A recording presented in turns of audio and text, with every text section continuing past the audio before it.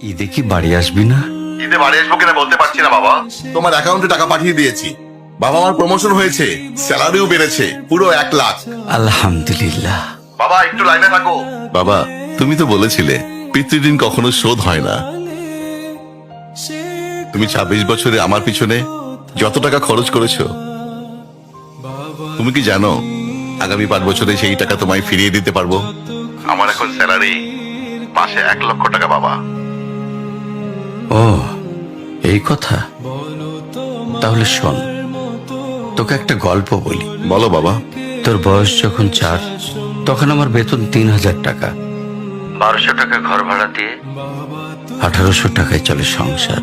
আমি আমার সাধ্যমতো সারা জীবন চেষ্টা করেছি তোর মাকে সুখী করতে, প্রতি ঈদে কোরবানি দিতে। তোকে যেবার প্রথম স্কুলে ভর্তি করালাম, সেবারই প্রথম আমরা আমাদের কোরবানি দিতে পারিনি। সে বছর তোর মাকেও কোনো উপহার দিতে পারিনি। তুই যখন ভার্সিটিতে উঠলি, আমাদের অবস্থা তখন মোটামুটি ভালো, কিন্তু খুব কষ্ট হয়ে গিয়েছিল যখন আমার ট্রান্সফার হয়। রোজ রোজ বাসে চড়ে, পায়ে হেঁটে, ঘামে ভিজে খুব দুর্বিষহ লাগছিল। একদিন শোরুম থেকে একটা বাইক দেখে আসলাম। সে রাতে আমি স্বপ্নেও দেখেছিলাম আমি বাইকে চড়ে অফিসে যাচ্ছি। পরের দিন তুই বায়না ধরলি, জার্নি করতে তোর কষ্ট হয়। তোর কষ্টে আমারও কষ্ট হয় বাবা।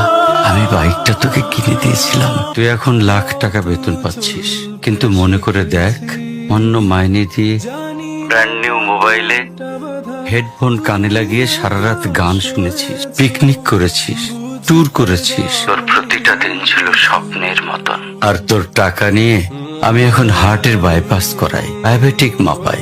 জানিস বাবা, ওর মাছ খাওয়া নিষেধ, মাংস খাওয়া নিষেধ। কি করে এত টাকা খরচ করি বল? তোর টাকা নিয়ে তাই আমি কল্পনার হাট বসাই। আমি বাইক চালিয়ে সারা শহর ঘুরে বেড়াই, বন্ধুদের নিয়ে সিনেমা দেখতে যাই। তোর মার হাত ধরে চাঁদনি পশরের সেন্ট মার্টিনের বালুচরে হেঁটে বেড়াই। চুপ করো বাবা প্লিজ। আমি তোমার কাছে চলে আসবো। তোমার টাকা না, আমি তোমার ভালোবাসা তোমায় ফিরিয়ে দিব বাবা। বোকা ছেলে, বাবাদের ভালোবাসা কখনো ফিরিয়ে দেয়া যায় না। ছোট্ট শিশুর মলমূত্র মোছা যায়, আর বুড়োদের ঘরেও ঢোকা যায় না। ওকে একটা প্রশ্ন করি বাবা। ধর তুই, আমি আর তোর খোকা তিনজন এক নৌকায় বসে আছি। হঠাৎ নৌকাটা ডুবতে শুরু করলো।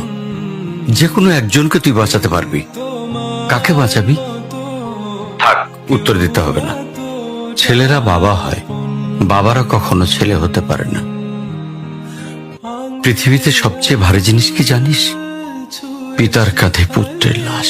আমি শুধু জায়নামাজে বসে একটা জিনিস চাই, আমার কবরের ঘরটায় যেন আমি আমার ছেলের কাঁধে চড়ে যাই। তাহলেই তুই একটা ঋণ শোধ করতে পারবি, তোকে কোলে নেওয়ার ঋণ। বাবাদের ঋণ কোনোদিন শোধ করা যায় না।